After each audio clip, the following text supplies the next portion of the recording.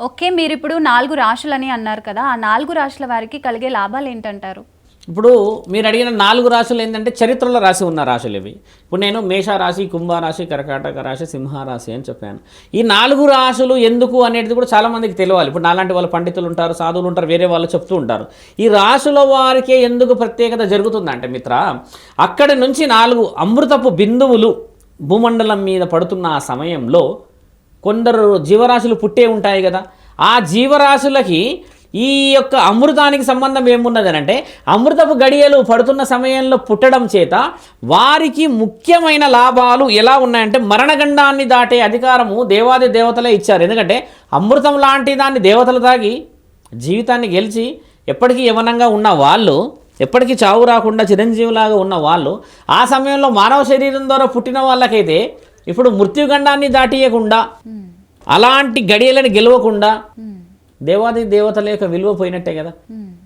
ఇప్పుడు అంతటి విలువైన అమృత గడియలు పడుతున్న సమయంలో పుట్టడం చేత, ఆ యొక్క స్నానాలు ఆ సమయానికి ఆచరించడం చేత ఇట్ ఈస్ లైక్ ఏ అపాస్టపీ. అంటే మనకి రిమార్క్, ఆయన ఒక గుడ్ క్యాండిడేట్, గుడ్ మార్క్స్ సంపాదించడానికి ఎలాగైతే మనం అప్రిషియేషన్ ఇస్తామో, దేవాది దేవతలు ఆ సమయంలో పుట్టిన ఆ యొక్క జీవరాశులు కేవలము, ఇది జీవరాశులు మీరు బాగా గమనించాల్సింది ఏంటంటే స్వామి, ఇది మానవ శరీరానికి ఉన్న జీవరాశులు కాదు ఇవి. మీరు అన్నట్టుగా ఏదైతే 4 రాశులు అన్నారు కదా, ఆ సమయంలో ఏ రాశి అయినా పుట్టవచ్చు. ఒక సింహము పుట్టవచ్చు, పులి పుట్టవచ్చు, ఇంకేదైనా పుట్టవచ్చు కదా. ఆ సమయం పడుతున్నప్పుడు, అమృతం పడుతున్నప్పుడు పుట్టిన ఈ రాశులకి శుభసూచకం ఎందుకనంటే, దేవాది దేవతల అనుమతితో పుట్టారు అని అంటారు వీటిని. ఓకే. ఇప్పుడు నేనున్నాను, నాదొక రాశి, మీదొక రాశి ఉందనంటే, నాకంటే నీకు ఎక్కువ విలువ ఎందుకు వస్తుందనంటే, నువ్వు పుట్టిన ఆ యొక్క వివరణ, ఆ యొక్క ఆలోచన, ఆ యొక్క రోజు పవిత్రమైనది కావచ్చు. నేను కొంచెం అటు ఇటుగా ఉన్న సమయంలో పుట్టిండొచ్చు కాబట్టి నాకంటే ప్రయారిటీ నీకే రావచ్చు కదా. ఓకే. అందుకని చెప్పేసి ఈ జీవరాశులను రాసాము. అలాగని మిగతా వాళ్ళకి లాభం లేదా, ఈ 4 రాశుల వాళ్ళ వెళ్ళాలని మన వాళ్ళు ఆలోచించవచ్చమ్మా. అలా కాదు, ఎవరైనా వెళ్ళవచ్చు. కానీ మనకి వచ్చే మొదటి స్థితిగతులకు ఇక్కడ ఈ శక్తి ఇలా వస్తుందని చెప్పేసి శాసనమే రాసింది కదా మిత్ర. ఒకసారి 10,000 మందికి చెప్తే 10,000 మంది క్లాస్ ఫస్ట్ వస్తారా? రారు కదా. అందులో 4-5 ఉంటారు కదా. సేమ్ ఇది కూడా కుంభరాశికి సంబంధించిన విషయాల్లో కానీ, ఏదైతే సింహరాశికి సంబంధించిన విషయాల్లో కానీ, ఏదైతే కర్కాటక రాశి, మేషరాశి అని నేను అంటున్నానో, వీళ్ళందరికీ ఎందుకు వస్తుంది అని అంటే, అది నిర్ణయించబడిన రాశులవి. ఓకే. దేవాది దేవతలు కూడా కొంతమంది భక్తులు ఎందుకయ్యారు, కొంతమంది కేవలము ధర్మాన్ని ప్రచారమే చేస్తారు కదా. ఈ విధంగా ఉంటుంది మిత్ర మీరన్న లాభాలు ఏమిటి. మళ్ళీ ఒకటి మీరు అడిగిన ఇంకోటి ఏంటంటే అమ్మా, ఒక వ్యక్తి అక్కడికి వెళ్ళిన తర్వాత సూచనలు, దైవానికి సంబంధించిన ఆలోచనలు, అక్కడ చేయవలసిన జాగ్రత్తలు, రావలసిన లాభాలు. గతసారి జరిగినప్పుడు ఒక మేళాలో, అక్కడ జరిగిన కుంభమేళలో 10,000 మంది యువతీ యువకులు దైవ ఆరాధనకి మారి సాధువులు అయ్యారు అని చెప్పేసి 1 వీక్ బ్యాక్ ఒక పేపర్ వచ్చింది. అంటే అఘోరాలని చూసి, ఆ దిగంబర తత్వాన్ని చూసి, వారి యొక్క భక్తిని చూసి, వాళ్ళు చేస్తున్న హరహర మహాదేవ్ అని చెప్పిన మాటలు, వాళ్ళు చూపించే ఆ భక్తితోని, ఆ రుద్రాక్షలే కానీ, కేశకంఠనే కానీ వారి రూపాన్ని చూసి, ఓహో మన దేవుడు ఇలా ఉంటాడా, మనకి ఈ భక్తితో ఉంటే మనకు ఇలా ఉంటుందా అని ప్రేరేపితం అయ్యి, అంటే సెల్ఫ్గా వాళ్ళంతల వాళ్ళే 10,000 మంది మారారంట. ఓకే. ఇప్పుడు అక్కడికి వెళ్ళి మనం ఏం చేస్తామంటే, మన సంస్కృతి, మన భారతదేశం యొక్క గొప్పతనం తెలుస్తుంది మనకు అక్కడ. ఇప్పుడు అందరి దగ్గర కూడా తెలుసుకోవాల్సింది ఏంటంటే స్వామి, ప్రతి మతంలో, ప్రతి కులంలో వారి వారి గొప్పతనం ఉంటుంది కదా. మన భారతదేశంలో ఇది ఒక మతము కులము కాదు, మనది ధర్మం. దాన్ని పాటించాలి. అది మనకి మొదట ఇలా కంట ముందే కనబడితే, జీవితం మొత్తం త్యాగం చేసిన ఒక అఘోర కనబడితే, ఆ త్రిశూలం పట్టుకొని మీకోసం అని చెప్పి ఎక్కడో కొండ ప్రాంతాల్లో ఉండి చలనక, గాలనక, దుమ్మనక, వర్షమనక ఆయన గారు లోక కళ్యాణం కోసం జీవితం అంతా వదిలిపెట్టి కూర్చుంటారు కదా. మరి అలాంటి వాళ్ళని చూసినప్పుడు మనసు చలిస్తుంది కదా. ఆ చలించడమే వీళ్ళకి అక్కడ జరుగుతుంది. అదే నిజమైన భక్తి. ఒక ఆర్మీ ఎక్కడో ఉంటే మనకి ఇక్కడ ఈరోజు సేఫ్గా ఉన్నామా, సేమ్ అఘోరాలు కూడా ఇండైరెక్ట్గా వాళ్ళు కూడా ప్రొటెక్టర్సే మన భారతదేశానికి.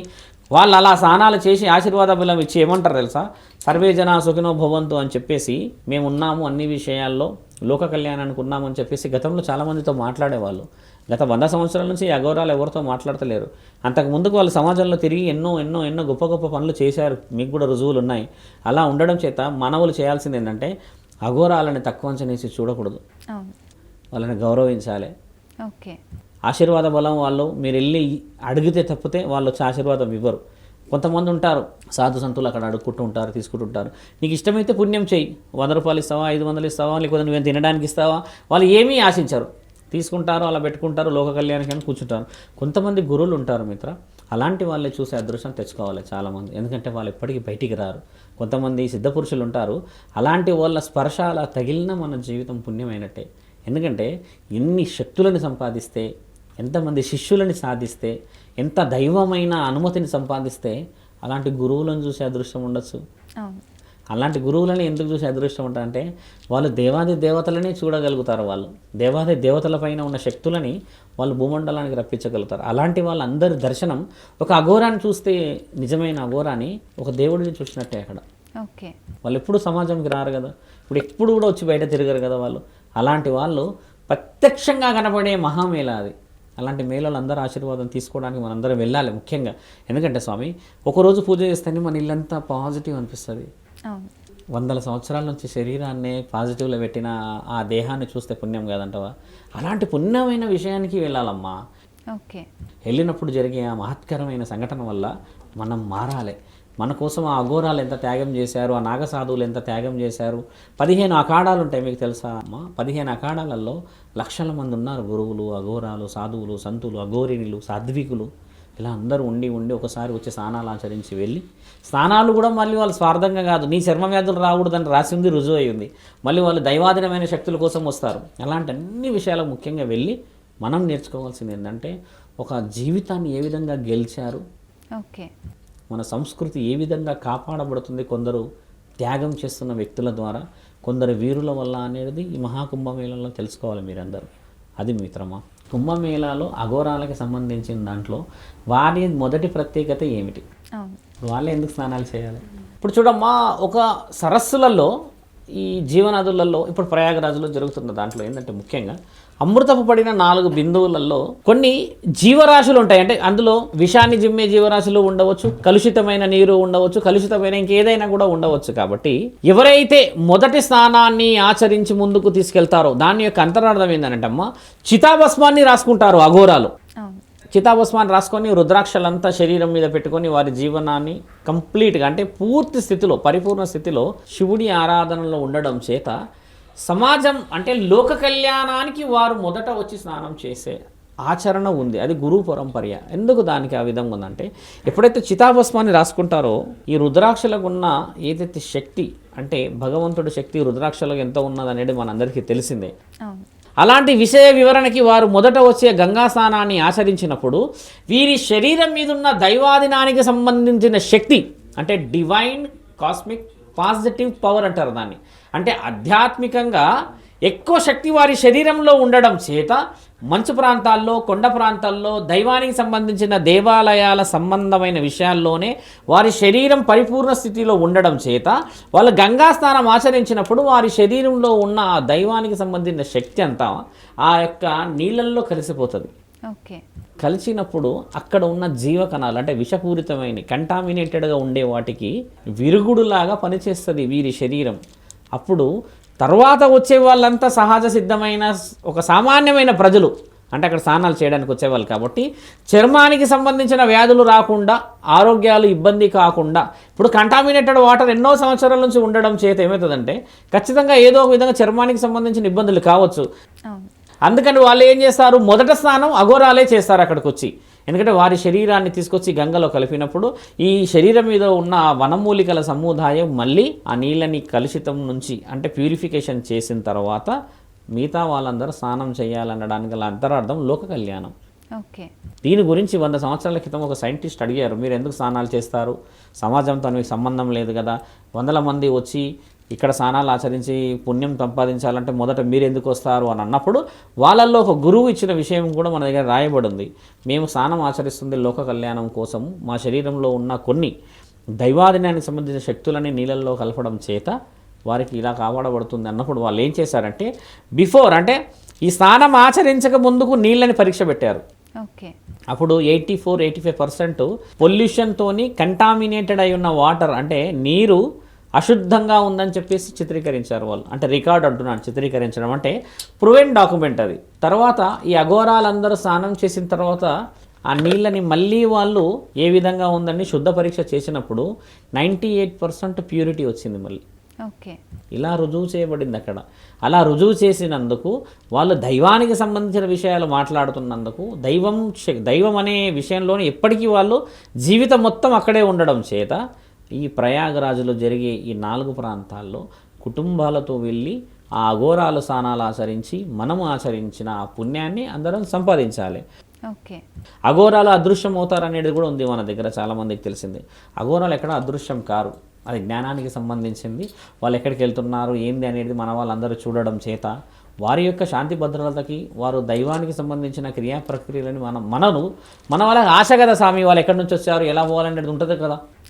అలాంటిది కాకుండా ఉండడానికమ్మా వాళ్ళు ఏం చేస్తారంటే మనిషిని వాళ్ళ వెనకాలో రానియకుండా ఉండడానికి అని చెప్పి ఆలోచన చేసి కంటికి మణికట్టు చేయగలుగుతారు వాళ్ళు. అలా మణికట్టు చేయడం చేత ఒక మనిషి వాళ్ళని వెంబడించడము, వాళ్ళతో పాటు రావడము ఇలాంటిది అనేది తగ్గుతుంది. ముఖ్యంగా ఇక్కడ అఘోరాల ప్రస్తావనని ఎందుకు తీసుకొని వచ్చానంటమ్మా నేను, మొత్తం అఘోరాల వల్లనే కుంభమేళ జరుగుతుంది. అఘోరాలు ఎన్నో త్యాగాలు చేయడం చేత వారి యొక్క గురువుల నుంచి అమృతము పడిన 4 సరస్సుల్లో ఆ 4 బిందువులకి శరీరాన్ని కాపాడుకొని ఎవరికైతే దీర్ఘకాలిక నొప్పులు కానీ దీర్ఘకాలిక అనారోగ్య పరిస్థితులు కానీ మృత్యువుకు సంబంధించిన గండాలు ఎవరికైతే ఉంటాయమ్మా వాళ్ళందరికీ శుభసూచకమైన మహామేళనే ఇప్పుడు జరుగుతుంది అక్కడ. కుంభమేళ అని అంటారు. కుంభ అంటే నేను చెప్పాను, చాలా గుర్తుపెట్టుకోవాల్సిన విషయం. కుంభమేళ అంటే అర్థం కూడా చెప్పాను. కుంభ అంటే కలశం, ఆ కలశంలోనే అమృతం వచ్చింది. అమృతం రావడం వల్ల దాన్ని ధన్వంతరి అంటారు, అందుకని ఇది ధన్వంతరి మేళ అంటారు. కుంభమేళ అంటే కుంభ అంటే కలశం, మేళ అంటేనేమో గ్యాదరింగ్ ఆఫ్ పీపుల్స్. ఒక దగ్గరికి ఇప్పుడు లక్షల మంది చేరుతున్నాం కదా, దాన్ని కలిపి అని అంటారు. 4 బిందువులు పడ్డాయి, 4 రాశుల వారికి 4 విధాలుగా చేస్తారు ఈ యొక్క కుంభమేళ. 144 years, 12 years, 6 years, మళ్ళీ 3 years. ఓకే. అన్నీ శుభసూచకమైనవి అని చెప్పేసి గడియలని నిర్ణయించింది ఎవరు అని అంటే అక్కడ నుంచి దేవాది దేవుల నుంచి చూస్తే మహావిష్ణువు, తర్వాత బ్రహ్మ, తర్వాత దేవాదిపతికి మన పరమశివుడు ద్వారా అలా అలా అలా అలా అలా అలా ఇదంతా మన రాజసంపద అంటే ఋషి పరంపరగా వచ్చిన మేళాలు ఇవన్నీ. దీని తర్వాత మనకి గోదావరి పుష్కరాలు ఉన్నాయి ఈసారి, అక్కడ కూడా బాగా జరుగుతాయి. దాన్ని త్రివేణి సంగమం అంటారు మన దగ్గర. అంటే తెలుగు వాళ్ళకి తెలియాల్సింది ఏంటంటే ఇప్పుడు జరగబోయేది ఏంటంటే సాగర్ మేళ అంటారు ఇక్కడ. అంటే మన దగ్గర గోదావరిలో జరుగుతుంది, కాళేశ్వరంలో జరుగుతుంది, మన తర్వాత ఇక్కడ ధర్మపురి నరసింహస్వామి గుడి దగ్గర జరుగుతుంది. నీళ్లు 3 సరస్సులు ఒకసారి పొంగి ఎన్నో లక్షల కిలోమీటర్ల ప్రయాణం చేసి ఈ అమృతపు పడిన ఆ సరస్సులో కలవడం చేత పవిత్రంగా మనం స్నానాలు ఆచరించడానికి శుద్ధమైన ప్రణాళిక ఈ జనవరి 13 నుంచి 26 ఫిబ్రవరికి ఉన్నది. అందరు కుటుంబాలతో వెళ్ళాలని, సమయానుకూలంగా వెళ్ళాలి. అందరూ మొదటి 4-5 రోజులు చాలామంది హెవీ క్రౌడ్ వస్తారు, దానివల్ల ఆరోగ్య సమస్యలు ఏమైనా ఏర్పడవచ్చు. కాబట్టి జాగ్రత్త వహించడం చాలా ముఖ్యమైనది. అందరూ శుభసూచకం చేసుకొని పరమశివుడి ఆశీర్వాదం. ఈసారి మనకు కలిసి వచ్చింది ఏంటంటే శివరాత్రి కలిసి వచ్చింది, సంక్రాంతి కలిసి వచ్చింది. ఇలాంటి పండుగలన్నీ, సంక్రాంతి కూడా మన వాళ్ళు తెలుగు వాళ్ళు చాలా వైవిధ్యంగా చేస్తారు. మేము 13 తారీఖు వెళ్తున్నాము, అందరూ సాధువులందరం వెలిచి ముందుకు వెళ్తున్నాం. ఇలాంటి మంచి ఒక టాపిక్ మీరు అడగగానే నేను కూడా ఎందుకు సరే అన్నాను అని అంటే చాలామందికి సాంప్రదాయం తెలియకుండానే పండుగలు చేసేస్తున్నారు, మన ఆచారం ఏందో తెలియకుండానే పండుగలు పోతున్నారు. కాబట్టి తెలుసుకొని చేయడంలో ఎంతో నా సంస్కృతి, నా భారతదేశం, నా ఋషి పరంపర అనే విలువ, సనాతన హిందూ ధర్మం యొక్క గొప్పతనం అనేది యావత్ భారతదేశం కాదు యావత్ ప్రపంచం తెలుసుకోవాల్సిన ఘనమైన మేళాలు ఇవన్నీ. ఓకే. అఘోరాలు నిన్న 12,000 మంది పెద్ద సభ చేశారు అక్కడ. ఇక్కడ నుంచో కాలినడకన వచ్చారు, చాకులు పట్టుకొని త్రిశూలాలు పట్టుకొని ఎన్నెన్నో చేసుకుంటూ వచ్చేసి హరహర మహాదేవ్ అనుకుంటూ పోతున్నారు. అక్కడ వాళ్ళకి పండగ. ఆ పండగలో మనందరం పాల్గొనాలి, మీరందరూ బాగుండాలని కోరుకుంటూ ధర్మం రక్షతి రక్షత. చాలా జాగ్రత్తగా వెళ్ళండి. నేను మీ శివరుద్ర సాధుని, మేమందరం వెళ్తున్నాము, మీరందరూ వెళ్ళాలి. ఇలాంటి మన భారతీయ సంస్కృతి విలువల కోసం జరుగుతున్న ప్రతి పండగలో హిందువులందరం బంధువులమై భారతదేశాన్ని కాపాడుకునే ప్రతి ఇంటికి ఒక బాధ్యత, ప్రతి ఇంట్లో ఒక గొప్ప వీరుడు, ఒక పౌరుడు చాలా చాలా బలంగా దైవాధీనమైన శక్తిని సంపాదించాలి. ఇలాంటి మంచి మంచి కార్యక్రమాలు మీరందరూ జాగ్రత్తగా వెళ్ళండి. ప్రయాణం చేసేటప్పుడు అక్కడ చాలామంది ఉన్నారు, అక్కడ ఎలాంటి పరిస్థితులలో కూడా అవాంఛనమైన సంఘటనలు రానియకుండా చూడండి. ప్రాణం చాలా ముఖ్యమైనది, కుటుంబం చాలా ముఖ్యమైనది. మీరందరూ పరమశివుడి ఆశీర్వాద బలాన్ని తీసుకొని బహు ముఖ్యంగా వచ్చే సంవత్సరం మళ్ళీ జరగబోయే మరో సంవత్సరానికి ఆయురారోగ్యాలతో మీరందరూ ఉండాలని మా వంతుగా మేము దేవాది దేవుల్ని కోరుతాము. అఘోరాలందరూ మీ అందరి కోసం ఉన్నారు. వారందరి కోసం మనం ఉన్నామని రుజువు చేయాల్సిన మహత్తరమైన ఈ 13వ తారీఖు రోజు అందరం వెళ్తూ మహానీయుడి ఆశీర్వాద బలాన్ని పొందాలని కోరుకుంటున్నాం. నేను మీరు శుభరుద్ర సాధు.